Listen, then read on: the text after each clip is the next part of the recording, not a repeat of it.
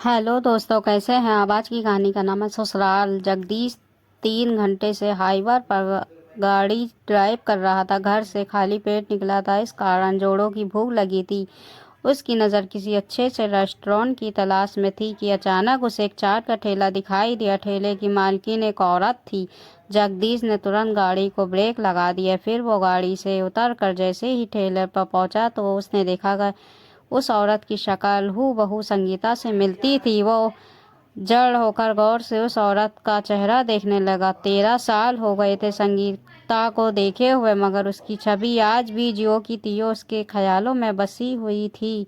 वो चाह कर भी उसे भुला नहीं पाया था। वो 35 साल का हो चुका था, मगर अभी तक के कुंवारा था। 13 साल पहले संगीता की शादी हुई थी, तब से वो टूट कर बिखर चुका था। वो औरत बोली, क्या लगाऊं साहब, दही बड़े या कांजी बड़े? गर्मा गर्म चाहिए तो आलू टिकिया बना दूं? जगदीश कुछ नहीं बोला। वो उसके चेहरे की तरफ देखे जा रहा था। पहले तो वो नजरें नहीं मिला रही थी, मगर जगदीश के चेहरे पर नजर पड़ी तो वो भी उसे गौर से देखने लगी।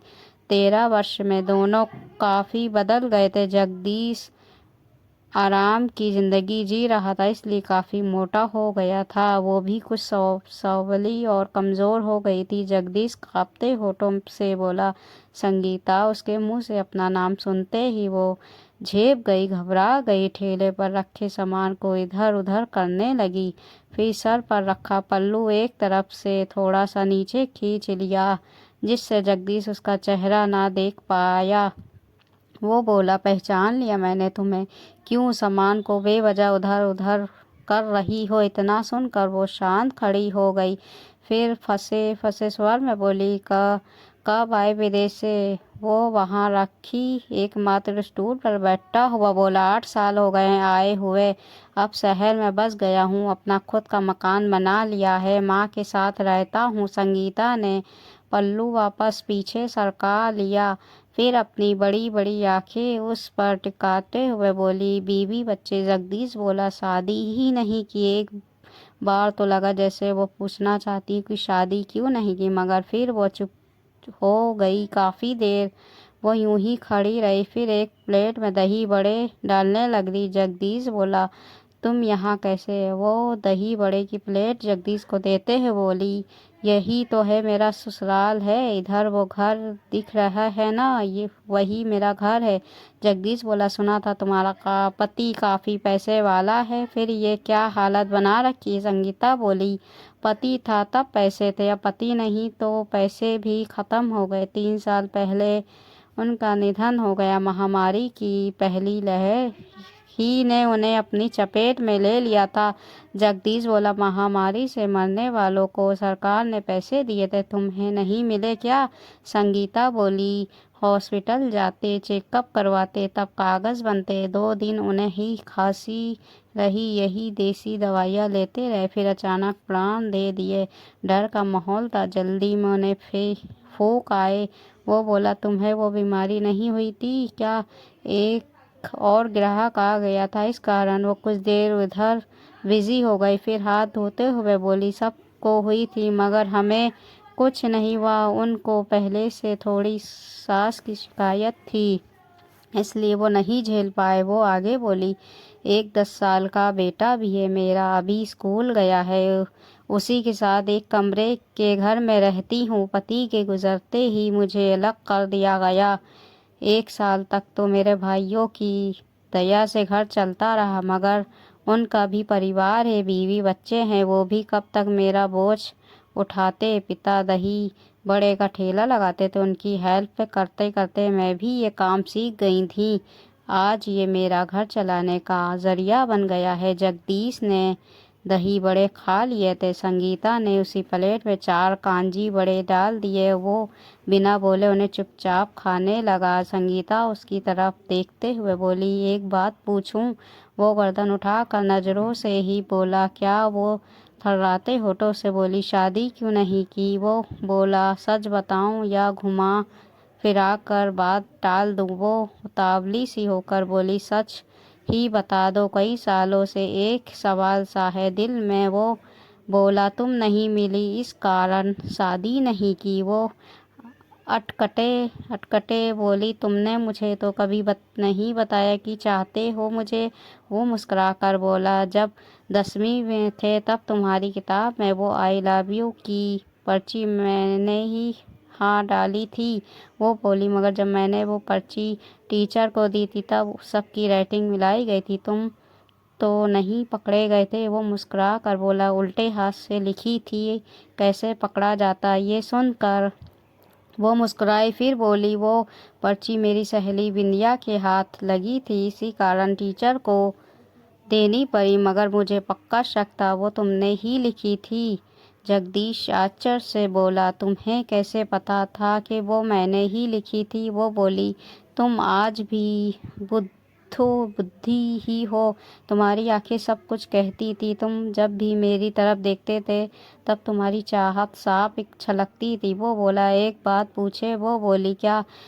वो पहले बदलता सा बोला, तुम्हारे दिल में भी मेरे लिए कुछ था क्या। वो नज़रें झुकाते हुए बोली, बहुत कुछ था। मैं चाहती थी तुम वो पर्ची वाली नादानी दोबारा क्यों करो, मगर उसके बाद तुमने फिर से कोई कोशिश ही नहीं की थी। वो बोला, कैसे कोशिश करता, पहली पर्ची से ही कितना भकेड़ा खड़ा हो गया था, मैं तो बाल बाल बचा था। वो उदास होकर बोली, तुम इतनी शिद्दत से चाहते तो तुम्हें एक और कोशिश और करनी चाहिए थी। मैं तो लड़की थी, पहल कैसे करती। 10वीं के बाद मेरी पढ़ाई छूट गई थी, मगर उसके बाद जब भी तुम मिलते थे दिल तुम्हारे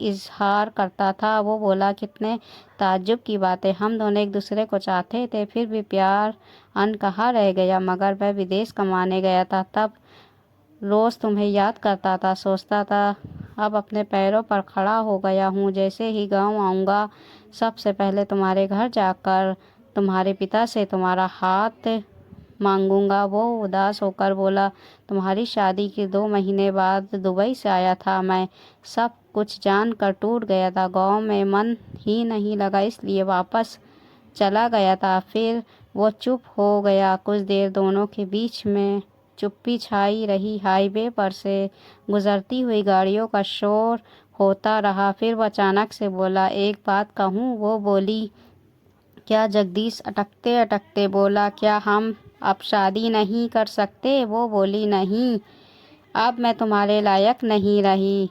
मेरी हालत तो देखो, चेहरा मुरझा चुका है, काली हो गई हूँ। तुम बहुत सुंदर लगने लगे हो, जोड़ी नहीं जमेगी। तुम कोई दूसरी सुंदर सी लड़की देखकर शादी कर लो। इतना कहकर वो आंसुओं को दबाने लगी। वो खड़ा होता हुआ बोला, चलता हूँ, बहुत दूर जाना है। जब वो चलने लगा, वो पीछे से बोली, एक आलू टिकिया तो और खा लो, बहुत अच्छी बनाती हूँ। वो रुक गया, फिर उसके पास आया, एकदम करीब आकर बोला, कल माँ को लेकर आ रहा हूँ, शादी की तैयारी कर लो। ये आलू की टिकिया मैं रोज़ तुम्हारे हाथ से खाऊंगा। और सुनो, तुम मेरी नज़र में आज भी दुनिया की सबसे खूबसूरत औरत हो। तुम्हारे सिवा इन आँखों का कोई और भाता ही नहीं। उसके करीब आने से वो घबरा गई, ज़मीन पर ही बैठ गई। फिर वो रोने लगी। वो बोला, क्या हुआ, मेरे घर नहीं आना चाहती क्या।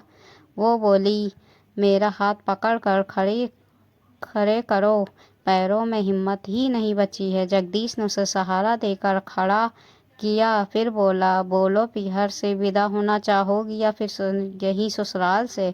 वो बोली, ससुराल से ही विदा होना चाहूँगी, ताकि कोई लोगों की जुबान बंद हो जाए। वो बोला, कल आ रहा हूँ, पूरे ताम झाम के साथ मेरा इंतज़ार करना। सारी तैयारियां मैं खुद आकर करूँगा, तुम्हारे मंडप भी मैं ही सजाऊँगा और उसमें फेरे भी मैं ही लूँगा। उसके बाद संगीता की डोली उठी। पीहर और ससुराल दोनों तरफ के रिश्तेदार आए। जगदीश और संगीता की रुकी हुई ज़िंदगी फिर से रफ्तार में चलने लगी। दोस्तों, कहानी अच्छी लगी हो तो कहानी को लाइक, सब्सक्राइब, शेयर ज़रूर कर दीजिएगा। मिलते हैं अगली हिंदी कहानियों के साथ। तब तक के अपना ख्याल रखिएगा, दुआओं में याद रखिएगा। अल्लाह हाफिज़।